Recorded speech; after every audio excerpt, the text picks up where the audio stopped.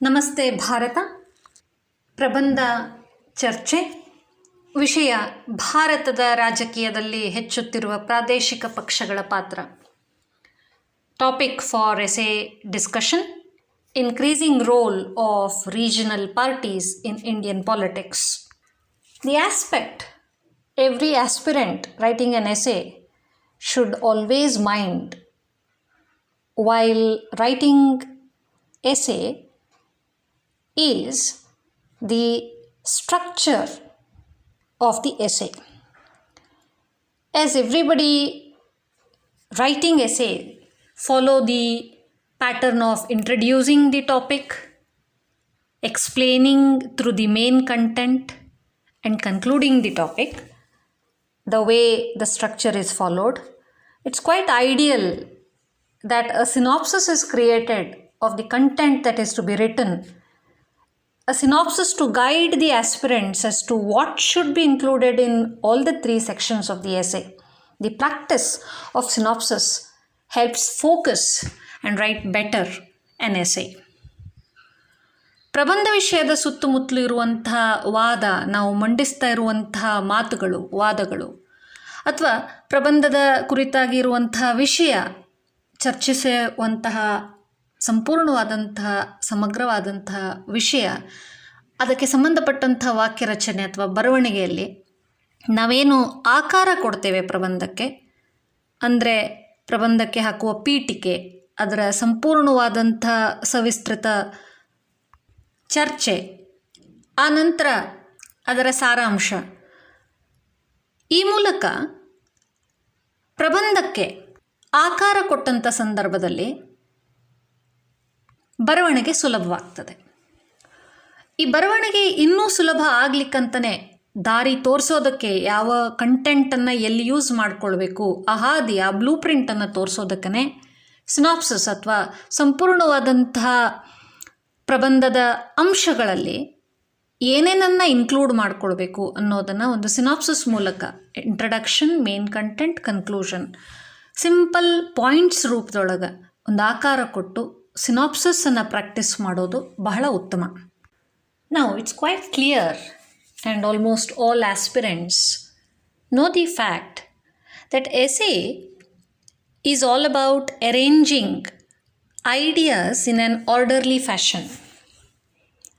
Now, whenever an aspirant writes essay, a proper structuring of the essay is required. Now, this is to persuade anybody who reads the essay. This is to convey the thoughts. So, a proper introduction, main content and conclusion is possible to be written only when we know how to arrange our ideas in an orderly fashion.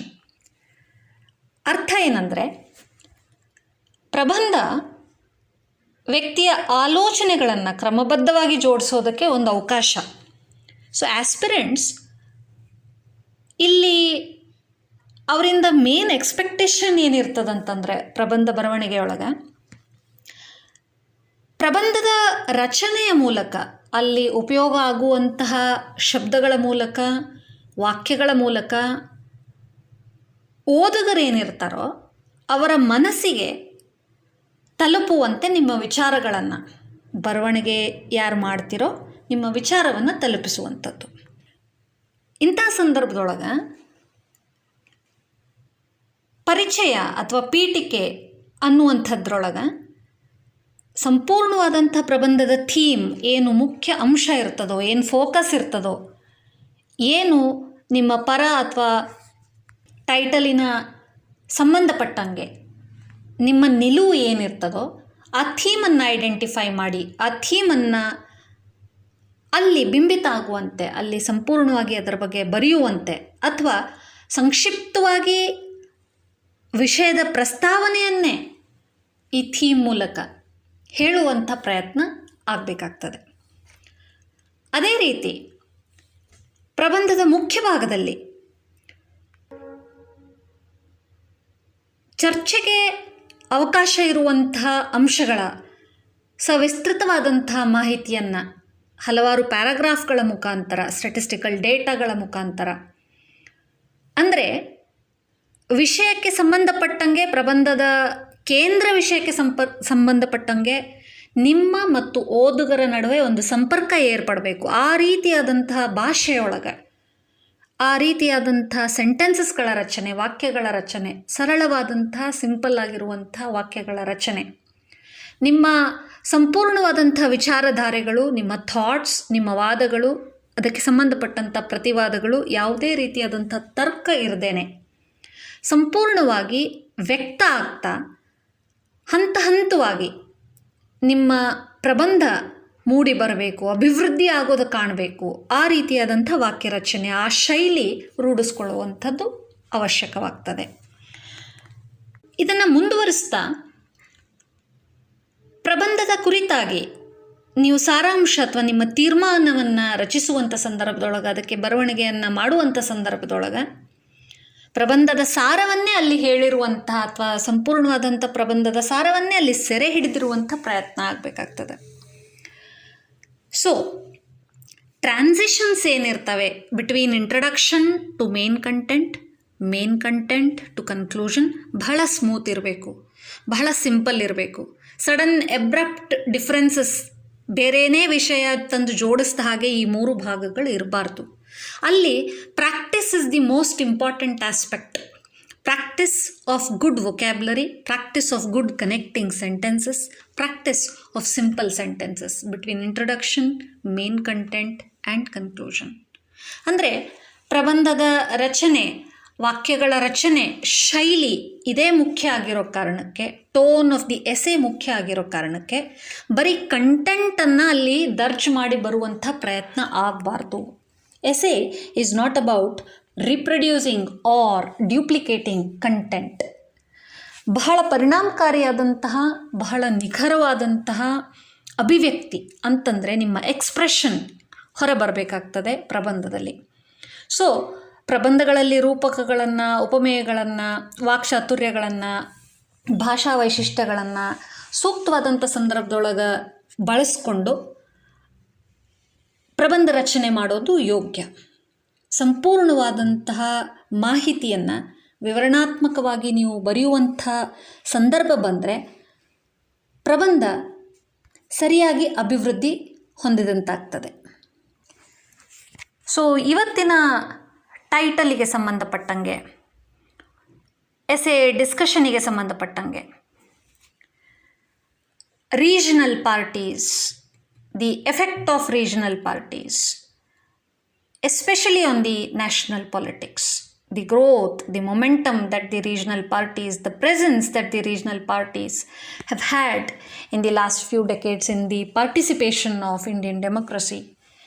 ಇದರ ಕುರಿತಾಗಿ introduction, main content, conclusion ರೂಪದೊಳಗೆ, content ರೂಪದೊಳಗೆ ಡಿಸ್ಕಷನನ್ನು ಮುಂದುವರಿಸೋಣ.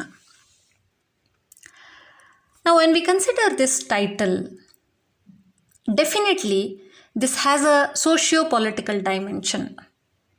ಅರ್ಥ ಏನಂದರೆ, ಭಾರತದ ರಾಜಕೀಯ ವ್ಯವಸ್ಥೆಗೆ ಸಂಬಂಧಪಟ್ಟಂತೆ ಹಾಗೂ ಸಾಮಾಜಿಕ ವ್ಯವಸ್ಥೆಗೆ ಸಂಬಂಧಪಟ್ಟಂತೆ ಇರುವಂತಹ ಕಂಟೆಂಟ್, ಆ ಫ್ಯಾಕಲ್ಟಿಗೆ, ಆ ಸ್ಟ್ರೀಮಿಗೆ ಸಂಬಂಧಪಟ್ಟಂಥ ಕಂಟೆಂಟ್, ಅದಕ್ಕೆ ಸಂಬಂಧಪಟ್ಟಂಥ ವೊಕ್ಯಾಬ್ಯುಲರಿ, ವರ್ಡ್ಸ್, ಶಬ್ದಗಳು ಇಲ್ಲಿ ಬಳಕೆ ಆಗ್ತವೆ. ಪ್ಲಸ್ ಸಂಪೂರ್ಣವಾದಂಥ ವಿಚಾರಗಳು, ಡಿಸ್ಕಷನ್ಸಿಗೆ ಬರುವಂಥ ಎಲ್ಲ ವಿಚಾರಗಳು, ಸ್ಕೋಪ್ ಏನಿದೆ, ಈ ಎಸೆ ಒಳಗೆ ಏನೇನು ಬರೀಬಹುದು ಅನ್ನುವಂಥದ್ರಲ್ಲೂ ಕೂಡ ಇದು ಬಿಂಬಿತ ಆಗ್ತದೆ.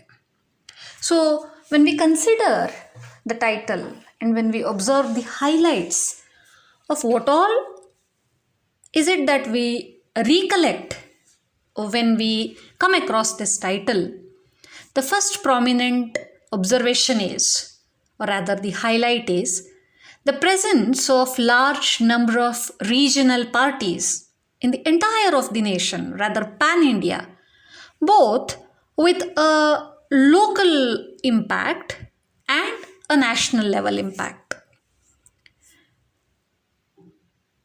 And followed by this is a very strong aspect of religious, linguistic identity or a particular culture being represented, or rather a specific reason where such local parties or rather regional parties operate.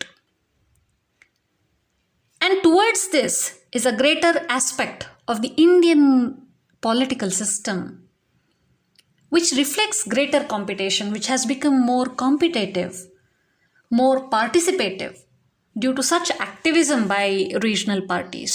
This is a very strong observation. Now, what we should remember is all these regional parties, they have a definite impact on the national politics. And these regional parties, with their political activisms, they present national political parties with a situation where they stand inevitable, where they become very important, significant. This helps in building greater momentum to the entire proceedings of the parliamentary form of democracy. So what exactly is the idea is, through regional parties, the way Indian political system has developed, the way we can observe is, through regional political parties, a greater momentum to the success of parliamentary form of democracy, to greater participation, to greater competition can be observed. Now, what these political parties at the local level, through their charismatic local leadership, through their local issues, through their activism, what they have done is, they have brought in greater awareness amongst people in the entire path of democracy. And this is how rather dissent is created in the system of democracy, and that is why a greater success of Indian democracy can be seen. Now, ನಮ್ಮ ಪ್ರಬಂಧದ ಪೀಠಿಕೆಯ ವಿಷಯವಾಗಿ 3-4 ಅಂಶಗಳನ್ನು, ಥೀಮನ್ನು ಗುರುತಿಸಿ ಪ್ರಬಂಧದೊಳಗೆ ಸೂಕ್ತ ವಾಕ್ಯಗಳ ಮುಖಾಂತರ ಇದನ್ನು ಉಲ್ಲೇಖಿಸಿದರೆ ಪ್ರಬಂಧದ ಪೀಠಿಕೆ ಬಹಳ ಅನುಕೂಲಕರ, ಬಹಳ ಸೂಕ್ತವಾಗಿ ಆಗ್ತದೆ.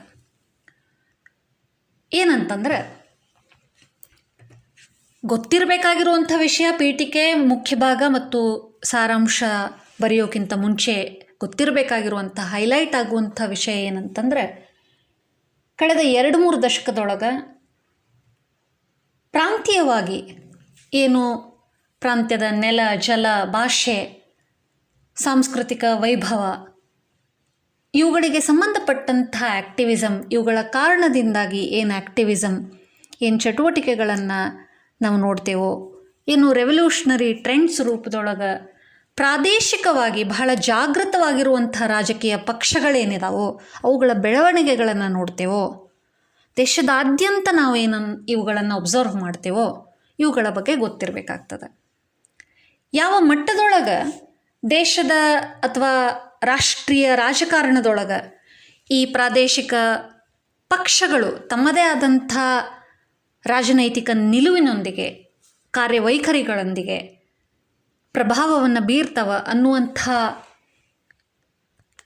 ಅಂಶ ಸ್ಪಷ್ಟವಾಗಿ ಗೊತ್ತಿರಬೇಕಾಗ್ತದೆ. ನೇರವಾಗಿ ಭಾರತದ ಸಂಸದೀಯ ಪ್ರಜಾಪ್ರಭುತ್ವದ ಬೆಳವಣಿಗೆ ಮತ್ತು ಅದರ ಸಫಲತೆಗೆ ಈ ಪ್ರಾದೇಶಿಕ ಪಕ್ಷಗಳು ತಮ್ಮದೇ ಆದಂಥ ಕೊಡುಗೆಗಳನ್ನು ಕೊಟ್ಟಿದ್ದಾವೆ, ಇದೂ ಕೂಡ ಗೊತ್ತಿರಬೇಕಾಗ್ತದೆ. ಜನರ ಮನಸ್ಥಿತಿಯನ್ನು, ರಾಜನೈತಿಕ ಓಲೈಕೆಗಳನ್ನು, ಕಾನ್ಷಿಯಸ್ನೆಸ್ಸನ್ನು, ಪೊಲಿಟಿಕಲ್ ಕಾನ್ಷಿಯಸ್ನೆಸ್ಸನ್ನು ಹೆಚ್ಚಿನ ಪ್ರಮಾಣದೊಳಗೆ ರಾಜನೈತಿಕ ವಿಚಾರಧಾರೆಗಳನ್ನು ಸ್ಪಷ್ಟವಾಗಿ ಮೂಡಿಸುವಂಥ ಸಂದರ್ಭದೊಳಗೆ, ನಿಲುವುಗಳನ್ನು ಮೂಡಿಸುವಂಥ ಸಂದರ್ಭದೊಳಗೆ ಈ ಪ್ರಾದೇಶಿಕ ಪಕ್ಷಗಳ ಪಾತ್ರ ಬಹಳಷ್ಟು ದೊಡ್ಡದು ಅನ್ನೋದು ಕೂಡ ಗೊತ್ತಿರಬೇಕಾಗ್ತದೆ. ಡೆಫಿನೆಟ್ಲಿ ಪ್ರಾಂತೀಯವಾಗಿ ಕಳೆದ 3-4 ದಶಕದೊಳಗೆ ಹುಟ್ಟಾಕ್ಕೊಂಡಿರುವಂತಹ ಪ್ರಾದೇಶಿಕ ಪಕ್ಷಗಳ ಹೆಸರುಗಳು ಗೊತ್ತಿರಬೇಕಾಗ್ತದೆ. ಪ್ರಮುಖ ನಾಯಕರುಗಳ ಬಗ್ಗೆ ಗೊತ್ತಿರಬೇಕಾಗ್ತದೆ.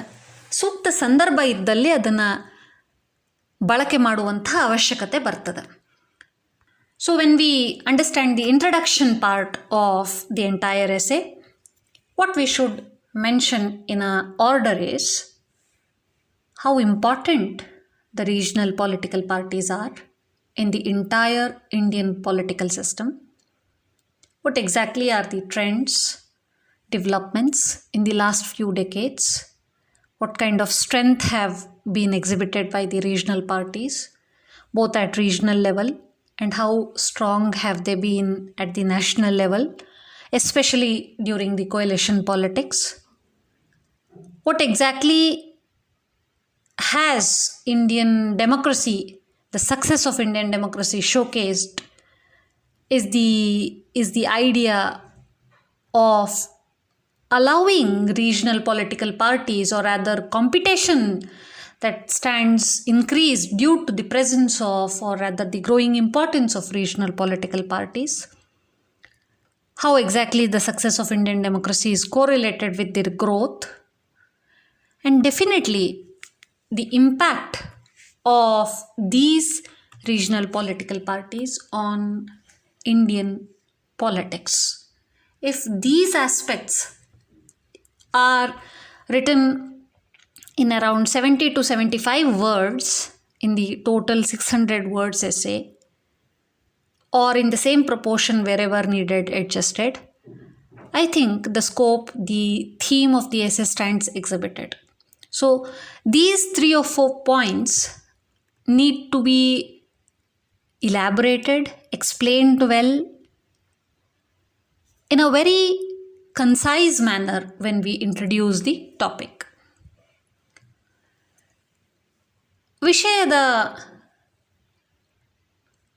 ಪೀಠಿಕೆಯನ್ನು ಬರೆಯುವಂಥ ಅಥವಾ ರಚಿಸುವಂಥ ಸಂದರ್ಭದೊಳಗೆ ಪ್ರಬಂಧದ ಥೀಮನ್ನು ಹೈಲೈಟ್ ಮಾಡ್ತಾ, ಅದನ್ನು ಉಲ್ಲೇಖಿಸ್ತಾ, ಸರಳ ಭಾಷೆಯೊಳಗೆ, ಸಿಂಪಲ್ ಸೆಂಟೆನ್ಸಸ್ದೊಳಗೆ ಭಾರತೀಯ ರಾಜಕೀಯ ವ್ಯವಸ್ಥೆಯಲ್ಲಿ ಪ್ರಾದೇಶಿಕ ರಾಜಕೀಯ ಪಕ್ಷಗಳ ಪ್ರಾಮುಖ್ಯತೆಯ ಕುರಿತಾಗಿ ಹೇಳಬೇಕಾಗ್ತದೆ. ಕಳೆದ ಕೆಲವು ದಶಕಗಳಲ್ಲಿ ಯಾವ ರೀತಿಯಾದಂಥ ಟ್ರೆಂಡ್ಸ್, ಯಾವ ರೀತಿಯಾದಂತಹ ಪ್ರಾದೇಶಿಕ ಪಕ್ಷಗಳು, ಯಾವ ರೀತಿಯಾದಂತಹ ನಾಯಕರು ಯಾವ್ಯಾವ ಭಾಗದಲ್ಲಿ ಪ್ರಾದೇಶಿಕ ಪಕ್ಷಗಳನ್ನು ಹುಟ್ಟುಹಾಕಿದ್ದಾರೆ ಅನ್ನುವಂತಹ ಸಂಕ್ಷಿಪ್ತ ಉಲ್ಲೇಖ ಸಮ್ಮಿಶ್ರ ರಾಜಕೀಯ ವ್ಯವಸ್ಥೆಯೊಳಗೆ ಬಹುದೊಡ್ಡ ಪಾತ್ರವನ್ನು ನಿರ್ವಹಿಸುವ ಮೂಲಕ ಪ್ರಾದೇಶಿಕ ಪಕ್ಷಗಳು ಪ್ರಾದೇಶಿಕ ಮಟ್ಟದಲ್ಲಿ ಮತ್ತು ರಾಜಕೀಯ ಮಟ್ಟದಲ್ಲಿ, ರಾಷ್ಟ್ರೀಯ ಮಟ್ಟದಲ್ಲಿ ತಮ್ಮ ಬಲವನ್ನು ಹೇಗೆ ಪ್ರದರ್ಶಿಸ್ತವೆ, ಯಾವ ರೀತಿ ಪ್ರಮುಖವಾಗಿದ್ದಾವೆ ಅನ್ನುವಂಥ ಅಂಶವನ್ನು ಉಲ್ಲೇಖಿಸಬೇಕಾಗ್ತದೆ. ಭಾರತೀಯ ಪ್ರಜಾಪ್ರಭುತ್ವ ವ್ಯವಸ್ಥೆಯ ಯಶಸ್ಸು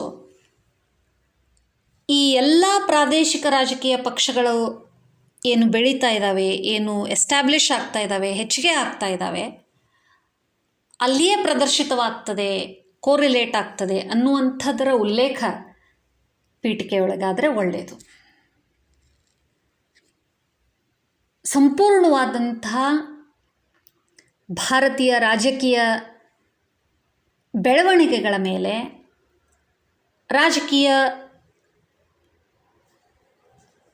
ಪ್ರಕ್ರಿಯೆಗಳ ಮೇಲೆ ಪ್ರಾದೇಶಿಕ ಪಕ್ಷಗಳು ತಮ್ಮ ರಾಜಕೀಯ ಕಾರ್ಯವೈಖರಿಯಿಂದಾಗಿ ಖಚಿತವಾದಂತಹ ಪ್ರಭಾವವನ್ನು ಬೀರ್ತಾ ಇದ್ದಾವೆ ಅನ್ನುವಂಥ ನಿಲುವು ಬಂದರೆ ಸೂಕ್ತ. ಇಲ್ಲಿ ಗಮನಿಸಬೇಕಾಗಿರುವಂಥ ವಿಷಯ ಏನಂತಂದರೆ, ಇಂಟ್ರಡಕ್ಷನ್ ಕಂಟೆಂಟ್ನಲ್ಲಿ ಹೆಚ್ಚು ಸಂದರ್ಭದೊಳಗೆ ಸ್ಟ್ಯಾಟಿಸ್ಟಿಕಲ್ ಡೇಟಾ ಅಥವಾ ಸವಿಸ್ತೃತವಾಗಿ ಯಾವುದೇ ರೀತಿಯಾದಂತಹ ಮಾಹಿತಿಯನ್ನು ಕೊಡದೆ ಮುಂದೆ ಬರುವಂಥ ಮುಖ್ಯ ಭಾಗ, ಅಲ್ಲಿ ಆಗುವಂಥ ಚರ್ಚೆಯ ಉದಾಹರಣೆಗಳನ್ನು ಸಂಕ್ಷಿಪ್ತವಾಗಿ ಸೂಚಿಸ್ತಂತಿರಬೇಕು. ಸೊ ಸಮಗ್ರವಾಗಿ 3-4 ಅಂಶದೊಳಗೆ ಏನೇನನ್ನು ನಾವು ಚರ್ಚಿಸಬಹುದು ಅನ್ನೋದರ ಒಂದು ಚಿತ್ರಣ ಇಲ್ಲಿ ಬಂದರೆ ಸಾಕು. ರಾಜಕೀಯ ಪಕ್ಷಗಳ ಉಲ್ಲೇಖ ಸವಿಸ್ತೃತವಾಗಿ ಇಂಟ್ರಡಕ್ಷನ್ನಲ್ಲಿ ಮಾಡುವಂತಹ ಅವಶ್ಯಕತೆ ಇರೋದಿಲ್ಲ. ಮೇನ್ ಕಂಟೆಂಟ್ನಲ್ಲಿ ಅದಕ್ಕೆ ಆದಂಥ ಒಂದು ಸ್ಥಾನದೊಳಗೆ ಅದನ್ನು ಡಿಸ್ಕಸ್ ಮಾಡೋದು ಸೂಕ್ತ. ಬರೀ ಉಲ್ಲೇಖ ಮಾತ್ರ, ಟ್ರೆಂಡ್ಸ್ಗಳನ್ನು ಎಕ್ಸ್ಪ್ರೆಸ್ ಮಾಡುವಾಗ ಈ ರೀತಿ ಬೆಳವಣಿಗೆಗಳಾಗ್ತಾ ಇದ್ದಾವೆ ಅನ್ನುವಂಥ ಉಲ್ಲೇಖ ಮಾತ್ರ ಇದ್ದರೆ ಇಂಟ್ರಡಕ್ಷನ್ನಲ್ಲಿ ಸಾಕಾಗ್ತದೆ. As far as the main content of the entire title is concerned, aspirants are expected to write about the growth, the history of regional parties very briefly.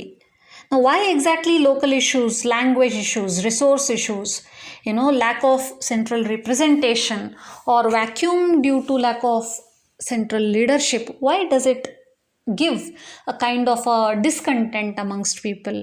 Why is it that people at the local level feel that their leaders can voice their grievances better? This is what we have to write in the paragraph, highlighting how there has been a history of growth of these regional parties. And definitely the charismatic leadership by the regional leaders and the references of certain parties at the regional level can be mentioned in this paragraph. Now, followed by this, the existence of regional political organizations, or rather the leadership. Now, this provides a greater vibrancy to Indian democracy. Now, what it ensures is a greater representation. What it really ensures is a greater participation of, the local people through their regional, representation. The regional leadership that gets a chance. This needs to be highlighted well. So, generally what happens is the dominance of a few parties, rather dominance of a central leadership, that gets nullified, right? And the most important aspect is the idea of growing trends of coalition governments, the idea of hung parliament or hung assemblies where no clear majority is obtained. In the last few trends of elections that we have seen, no clear majority being declared. And in those growing trends, the most significant aspect is what kind of a role these regional parties play in the formation of the government, in the coalition governments. What kind of pressure is it that the coalition politics runs due to the presence of regional parties, both the aspects? How exactly these regional parties have carved their place due to such coalition governments, coalition politics? How exactly have they come into foray in the entire Indian political system? This needs to be highlighted well. Now, why exactly we observe the growth of regional political parties? Why exactly do we find such leadership? Definitely the acknowledgement that the regional political parties, through their organization, through their capacity of leadership, for the voices, for the programs that they conduct, or rather their presence through their activists, what they do is they help build a momentum amongst people. They give voice to the problems of the people at the local level. So the ability to move people in their thoughts, the ability to move or influence people is quite high when it comes to regional political parties, especially parties based on regional resource and language issues.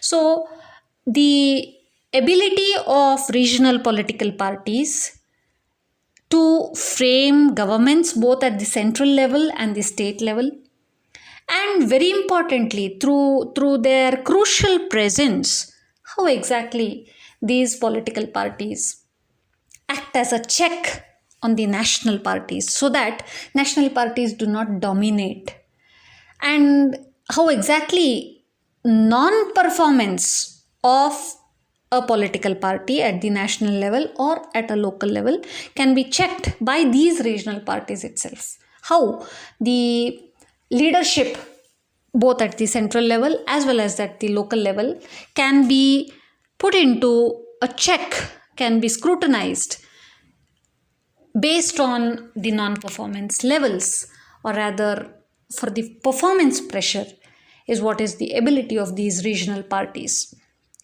Now, what happens is, in the main content, through the transition, the influence of electronic media, rather why exactly literacy rates, the increased literacy rates have an impact, and more importantly, what kind of voter consciousness is present of late. This needs to be discussed well.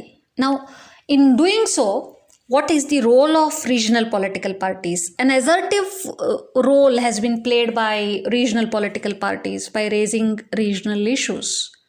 A very assertive role has been played by regional political leaders in becoming a very strong voice of democracy. This needs to be discussed quite well in the main content. ಪ್ರಬಂಧದ ಮುಖ್ಯ ಭಾಗದೊಳಗೆ ಪ್ರಾದೇಶಿಕ ರಾಜಕೀಯ ಪಕ್ಷಗಳು, ಪ್ರಾದೇಶಿಕ ಪಕ್ಷಗಳ ನಾಯಕರುಗಳ ಬಗ್ಗೆ ಸವಿಸ್ತೃತವಾಗಿ ಉಲ್ಲೇಖ ಮಾಡೋದಕ್ಕೆ ಅವಕಾಶ ಇರ್ತದೆ. 3-4 ಮುಖ್ಯ ಅಂಶಗಳನ್ನು ಚರ್ಚಿಸ್ತಾ ಪ್ಯಾರಾಗ್ರಾಫ್ಗಳ ಮುಖಾಂತರ ಆ ಕಂಟೆಂಟನ್ನು ಸರಳ ಬರವಣಿಗೆಯ ಮುಖಾಂತರ ಅಲ್ಲಿ ಬಿಂಬಿತ ಮಾಡಿದರೆ, ಬಹಳ ಸ್ಪಷ್ಟವಾಗಿ ವಿಚಾರಗಳನ್ನು ಜೋಡಿಸಿದರೆ ಯೋಗ್ಯವಾದಂಥ ರಚನೆ ಸಾಧ್ಯ ಆಗ್ತದೆ. ಸೊ ಪ್ರಮುಖವಾಗಿ ಮುಖ್ಯ ಭಾಗದ ಪ್ರಾರಂಭದಲ್ಲಿ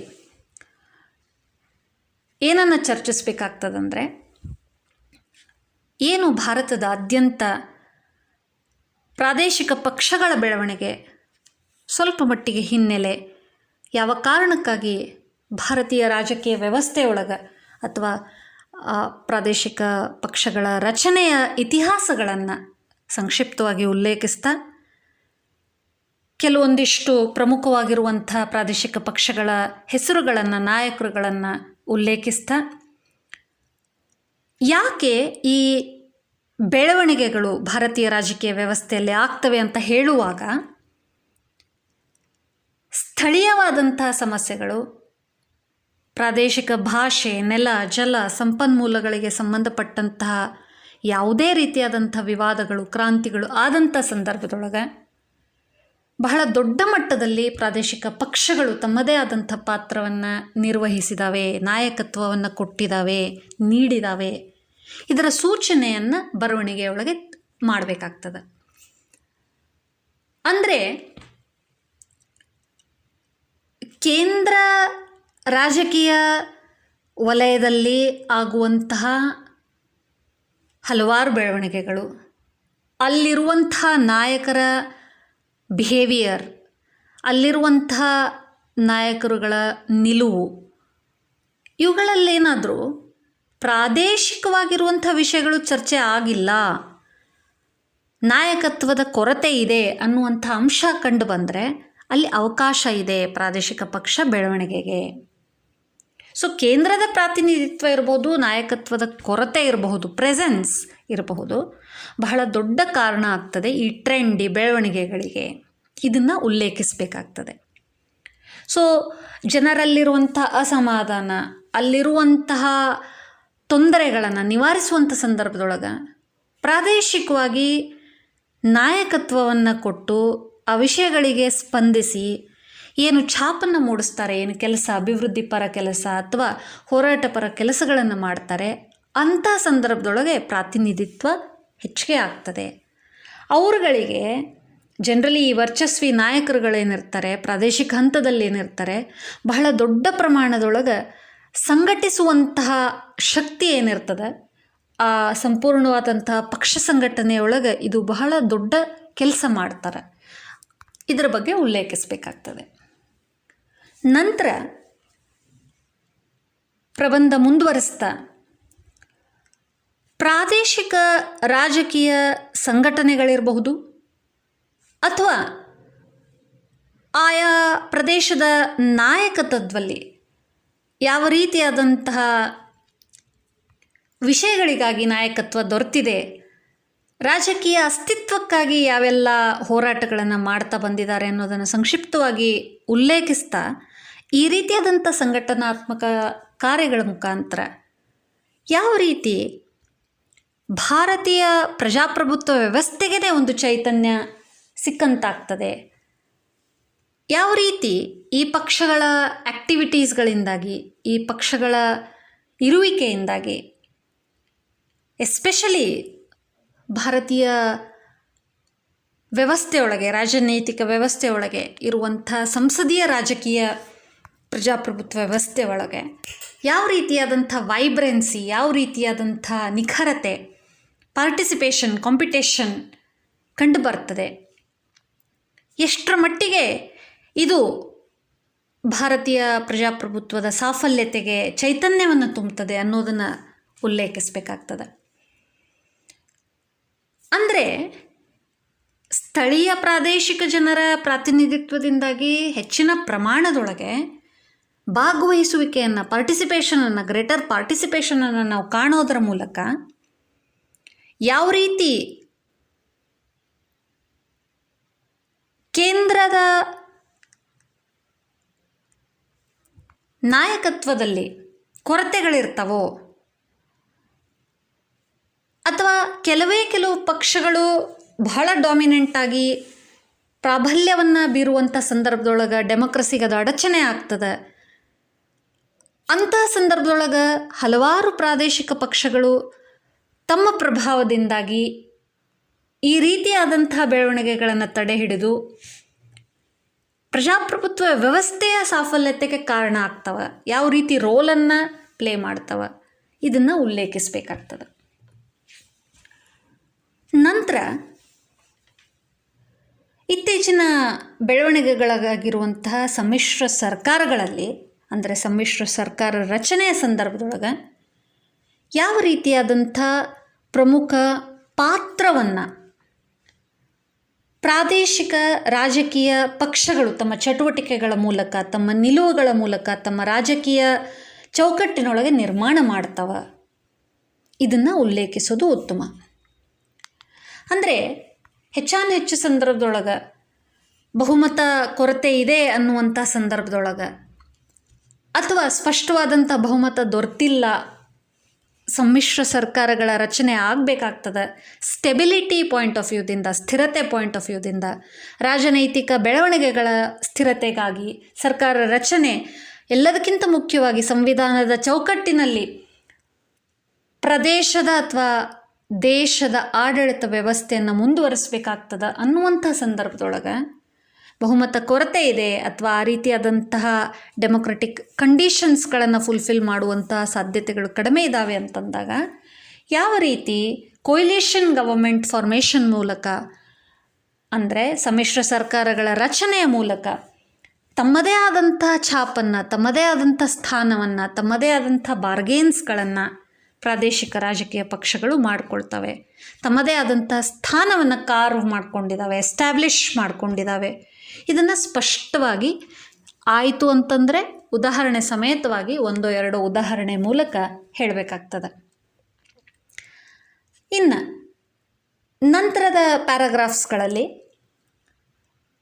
ಏನು ಪ್ರಾದೇಶಿಕ ರಾಜಕೀಯ ಪಕ್ಷಗಳ ಬಹುಮುಖ್ಯವಾದಂಥ ಸಾಮರ್ಥ್ಯ ಇರ್ತದೆ ಅಂದರೆ ಜನರ ಮನಸ್ಥಿತಿಯನ್ನು, ರಾಜನೈತಿಕ ಓಲೈಕೆಗಳನ್ನು, ರಾಜನೈತಿಕ ನಿಲುವುಗಳನ್ನು, ಚಾಯ್ಸಸ್ಗಳನ್ನು ಬಹಳ ಸೂಕ್ಷ್ಮವಾಗಿ ಶೇಪ್ ಕೊಡಬಲ್ಲರು, ಅದಕ್ಕೆ ಬಹಳ ಸೂಕ್ಷ್ಮವಾದಂತಹ ಚಾಲನೆಗಳನ್ನು ಕೊಡಬಹುದು, ಆಪ್ಷನ್ಸ್ಗಳನ್ನು ಕೊಡಬಹುದು, ಅವುಗಳನ್ನು ಪ್ರಭಾವಿಸಬಹುದು ಅನ್ನುವಂಥ ಕೆಲಸ ಮಾಡ್ತಾವೋ.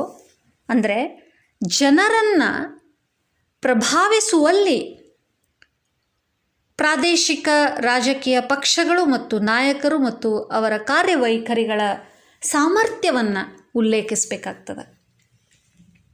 ಕೇಂದ್ರ ಮಟ್ಟದಲ್ಲೇ ಇರಬಹುದು, ಸ್ಥಳೀಯ ಮಟ್ಟದಲ್ಲೇ ಇರಬಹುದು, ಏನು ಸರ್ಕಾರಗಳ ರಚನೆಗೆ ಸಂದರ್ಭಕ್ಕೆ ಸಹಾಯ ಆಗಿರ್ತಾವೋ ಅದು ಒಂದು ಸಾಮರ್ಥ್ಯನೇ. ಆದರೆ ಅದು ಹೊರತುಪಡಿಸಿ ಏನು ರಾಷ್ಟ್ರೀಯ ಮಟ್ಟದೊಳಗೆ ಇರುವಂತಹ ಕಾರ್ಯನಿರ್ವಹಣೆಗಳೇನಿರ್ತಾವೋ, ಪಕ್ಷಗಳ, ರಾಜಕೀಯ ಪಕ್ಷಗಳ ಕಾರ್ಯನಿರ್ವಹಣೆಗಳೇನಿರ್ತಾವೋ ಅಲ್ಲಿ ಕಂಡು ಬರುವಂಥ ಕೊರತೆಗಳನ್ನು, ಈ ಸರ್ಕಾರಗಳ ರಚನೆಯ ಸಂದರ್ಭದೊಳಗೆ ಅಲ್ಲಿ ಬರುವಂಥ ಕೊರತೆಗಳನ್ನು ಪರಿಶೀಲಿಸಿ ಅವುಗಳನ್ನು ಸರಿಪಡಿಸೋದಕ್ಕೆ, ಎಸ್ಪೆಷಲಿ ಪ್ರಾಂತೀಯವಾಗಿ ಇರುವಂಥ ತೊಂದರೆಗಳನ್ನು ಸರಿಪಡಿಸೋದಕ್ಕೆ ಯಾವ ರೀತಿ ತಮ್ಮದೇ ಆದಂಥ ನಿಲುವು, ತಮ್ಮದೇ ಆದಂಥ ಕಾರ್ಯವೈಖರಿಗಳ ಮೂಲಕ ತಮ್ಮ ಸ್ಥಾನಮಾನವನ್ನು ಭಾರತೀಯ ರಾಜಕೀಯ ವ್ಯವಸ್ಥೆಯೊಳಗೆ ಇವು ತಂದುಕೊಂಡಿದ್ದಾವೆ ಅನ್ನೋದನ್ನು ಉಲ್ಲೇಖಿಸಬೇಕಾಗ್ತದೆ. ನಂತರ ಟ್ರಾನ್ಸಿಷನ್ದೊಳಗೆ, ಕೊನೆ ಹಂತದೊಳಗೆ ಹಲವಾರು ಚಾಲೆಂಜಸ್ಗಳನ್ನು, ಹಲವಾರು ಸವಾಲುಗಳನ್ನು ಈ ರೀತಿಯಾದಂತಹ ಪ್ರಾದೇಶಿಕ ಪಕ್ಷಗಳ ಬೆಳವಣಿಗೆಗಳು ಭಾರತೀಯ ಪ್ರಜಾಪ್ರಭುತ್ವಕ್ಕೆ ನೀಡುತ್ತದೆ. ಯಾವಾಗ ಮೆರಿಟ್ಸ್ ಇದಾವೋ ಬಹಳ ಸಂಕ್ಷಿಪ್ತವಾಗಿ ಇವುಗಳಿಂದನೇ ಇದೇ ಕೊಯಲಿಷನ್ ಸರ್ಕಾರಗಳ ರಚನೆ ಇರಬಹುದು ಅಥವಾ ಕ್ಷೇತ್ರೀಯ ಬೆಳವಣಿಗೆಗೆ ಸಂಬಂಧಪಟ್ಟಂತಹ ವಿಷಯಗಳಿಗೆ ಸಂಬಂಧಪಟ್ಟಂಗೆ ಕೆಲವೊಂದಿಷ್ಟು ಚಾಲೆಂಜಸ್ಗಳು, ಸವಾಲುಗಳು ಕೂಡ ಎದುರಾಗ್ತವೆ. ಅವುಗಳನ್ನು ಬಹಳ ಸಂಕ್ಷಿಪ್ತವಾಗಿ ಉಲ್ಲೇಖಿಸ್ತಾ ಮುಖ್ಯವಾದ ಭಾಗದ ಕೊನೆಯಲ್ಲಿ ಮತದಾರರ ಪ್ರಜ್ಞೆ ಹೆಚ್ಚುತ್ತಾ ಇರುವಂಥ ಸಂದರ್ಭದೊಳಗೆ ಸಾಮಾಜಿಕ ಜಾಲತಾಣಗಳ ಮತ್ತು ಸಾಮಾಜಿಕ ಮಾಧ್ಯಮಗಳ ಪ್ರಭಾವ ಬಹಳಷ್ಟು ಹೆಚ್ಚುತ್ತಾ ಇರುವಂಥ ಸಂದರ್ಭದೊಳಗೆ ಲಿಟ್ರಸಿ ರೇಟ್ ಅಥವಾ ಸಾಕ್ಷರತೆ ಹೆಚ್ಚಳ ಆಗಿರುವಂಥ ಸಂದರ್ಭದೊಳಗೆ ರಾಜಕೀಯ ನಿಲುವುಗಳು ಅಥವಾ ಚಾಯ್ಸಸ್ ಅಥವಾ ಆಯ್ಕೆಗಳು ಮತ್ತು ರಾಜಕೀಯ ವಲಯದ ಹಲವಾರು ವಿಷಯಗಳ ಪರಿಜ್ಞಾನ ಬಹಳಷ್ಟು ಹೆಚ್ಚಿಗೆ ಆಗಿರುವಂಥ ಸಂದರ್ಭದೊಳಗೆ ಜಾಗೃತವಾಗಿರುವಂಥ ಮತದಾರರಿರುವಂಥ ಸಂದರ್ಭದೊಳಗೆ ಜಾಗೃತರಾಗಿರುವಂಥ ಸಿಟಿಸನ್ಸ್ ಅಥವಾ ನಾಗರಿಕರು ಇರುವಂಥ ಸಂದರ್ಭದೊಳಗೆ ಯಾವ ರೀತಿ ಪ್ರಾದೇಶಿಕ ರಾಜಕೀಯ ಪಕ್ಷಗಳು ಈ ಎಲ್ಲ ಅಂಶಗಳನ್ನು ಹೆಚ್ಚಿಸುವಲ್ಲಿ ಕೆಲಸ ಮಾಡಿದ್ದಾವೆ, ಯಾವ ರೀತಿ ಪ್ರಬಲ ಧ್ವನಿಯಾಗಿ ಹೊರಹೊಮ್ಮಿದ್ದಾವೆ ಅನ್ನೋದನ್ನು ಕೋರಿಲೇಟ್ ಮಾಡಬೇಕಾಗ್ತದೆ. ಅಂದರೆ ಡೆಫಿನೆಟ್ಲಿ ಮತದಾರರ ಪ್ರಜ್ಞೆ ಅಥವಾ ನಾಗರಿಕರ ಪ್ರಜ್ಞೆ ಅಥವಾ ಪ್ರಾಂತೀಯವಾಗಿ ಆ್ಯಕ್ಟಿವಿಸಮ್ ಆಗೋದಕ್ಕೆ ಪ್ರಾದೇಶಿಕ ಪಕ್ಷಗಳ ನಿಲುವಿದೆ, ಅವರ ಕೊಡುಗೆ ಇದೆ, ಪ್ರಜಾಪ್ರಭುತ್ವದಲ್ಲಿ ಅವರದೇ ಆದಂಥ ಸ್ಥಾನ ಇದೆ ಅನ್ನೋದನ್ನು ಬಿಂಬಿತ ಮಾಡಿದಂಗೆ ಆಗ್ತದೆ. ಈ ಮೂಲಕ ಸವಿಸ್ತೃತವಾಗಿ ಒಂದು 5 ಪ್ಯಾರಾಗ್ರಾಫ್ಸ್ಗಳಲ್ಲಿ ಹೆಚ್ಚು ಕಡಿಮೆ 400ರಿಂದ 450 ಶಬ್ದದೊಳಗೆ ಪ್ಲಸ್ ಮೈನಸ್ ನೀವು ಯಾವ ರೀತಿ ಇಂಟ್ರಡಕ್ಷನ್ ಮತ್ತು ಕನ್ಕ್ಲೂಷನನ್ನು ರಚಿಸ್ತೀರಿ ಅನ್ನೋದರ ಆಧಾರದ ಮೇಲೆ ನಿಮ್ಮ ಕಂಟೆಂಟನ್ನು, ಮೇನ್ ಕಂಟೆಂಟನ್ನು ಬರೆಯೋದಕ್ಕೆ ಸ್ಕೋಪ್ ಇದೆ. ಇನ್ನು ಕೊನೆಗೆ ಸಾರಾಂಶ ಅಥವಾ ಕನ್ಕ್ಲೂಷನ್ ಈ ಭಾಗವನ್ನು ಒಬ್ಸರ್ವ್ ಮಾಡಿದರೆ, ಭಾರತ ವಿವಿಧತೆಯಲ್ಲಿ ಏಕತೆಯನ್ನು ಹೊಂದಿರುವಂಥ ವಿಶಿಷ್ಟವಾದಂಥ ರಾಷ್ಟ್ರ. ಅಂಥ ಸಂದರ್ಭದೊಳಗೆ ಭಾರತೀಯ ಪ್ರಜಾಪ್ರಭುತ್ವ ಅದರ ಜನರು ಅಥವಾ ಅವರ ಆಯ್ಕೆಗಳಿಂದನೇ ಯಶಸ್ಸನ್ನು ಕಂಡಿದೆ. ಹೀಗಾಗಿ ಪ್ರಾದೇಶಿಕ ರಾಜಕೀಯ ಪಕ್ಷಗಳು ಕೂಡ ಜನರ ಆಯ್ಕೆ ಅನ್ನೋದನ್ನು ಸೂಚಿಸಬೇಕಾಗ್ತದೆ. ತಮ್ಮ ಉದಯದ ಮೂಲಕ, ತಮ್ಮ ಇರುವಿಕೆಯ ಮೂಲಕ ಪ್ರಾದೇಶಿಕ ರಾಜಕೀಯ ಪಕ್ಷಗಳು ಸಂಪೂರ್ಣವಾದಂತಹ ಭಾರತೀಯ ರಾಜಕೀಯ ವ್ಯವಸ್ಥೆಯನ್ನು ಬಲಪಡಿಸಿದ್ದಾವೆ, ಪ್ರಭಾವಶಾಲಿ ಆಗಿದ್ದಾವೆ, ಬಹಳಷ್ಟು ಬಲವರ್ಧನೆ ಆಗಿದೆ ರಾಜಕೀಯ ವ್ಯವಸ್ಥೆ ಹಾಗೂ ಪ್ರಜಾಪ್ರಭುತ್ವಕ್ಕೆ, ಭಾರತೀಯ ಪ್ರಜಾಪ್ರಭುತ್ವಕ್ಕೆ ಅನ್ನೋದನ್ನು ಸೂಚಿಸಬೇಕಾಗ್ತದೆ. ಕೊನೆಗೆ ಪ್ರಾದೇಶಿಕ ರಾಜಕೀಯ ನಾಯಕತ್ವ ರಾಷ್ಟ್ರದ ಜನ, ಪ್ರಾಂತ್ಯದ ಜನರನ್ನು, ಅವರ ಮನಸ್ಸುಗಳನ್ನು ಬೆಸೆಯುವಂಥ ಕೆಲಸ, ಹಾರ್ಮನಿಯನ್ನು ಕ್ರಿಯೇಟ್ ಮಾಡುವಂಥ ಕೆಲಸ, ಆ ಜನರ ನಡುವೆ ಸಮಗ್ರತೆಯನ್ನು, ಏಕತೆಯನ್ನು ಬಿಂಬಿಸುವಂಥ, ನಿರ್ಮಾಣ ಮಾಡುವಂಥ ಕೆಲಸ ಮಾಡಬೇಕಾಗ್ತದೆ ಅನ್ನೋದನ್ನು ಹೇಳ್ತಾ ಸಾರಾಂಶಕ್ಕೆ ಘೋಷವಾಕ್ಯ ಹಾಕೋದಾಯಿತು ಅಂತಂದರೆ, ಅವಶ್ಯಕವಿತ್ತು ಅಂತಂದರೆ ಆ ನಿಲುವನ್ನು ಹೇಳ್ತಾ ಪ್ರಾದೇಶಿಕ ಪಕ್ಷಗಳ ಪ್ರಭಾವದ ನಿಖರತೆಯನ್ನು ಬಹಳ ಸೂಕ್ಷ್ಮವಾಗಿ ಅಂತ್ಯಗೊಳಿಸಬೇಕಾಗ್ತದೆ. So in conclusion, India, due to its unity in its diversity, stands very unique as a country. This needs to be highlighted well. Indian democracy is quite successful due to its people and their choices. And definitely, regional political parties are a very strong choice of the citizens of this country, the people of this country. This needs to be highlighted well. Now, regional political parties, through their rise, they have created a very strong place in the entire Indian political system. They've influenced the entire Indian political system. This is to be established well. And regional political leadership should be exemplary. They should lead, they should set examples of integrity and unity amongst people of the nation. This needs to be highlighted well. So,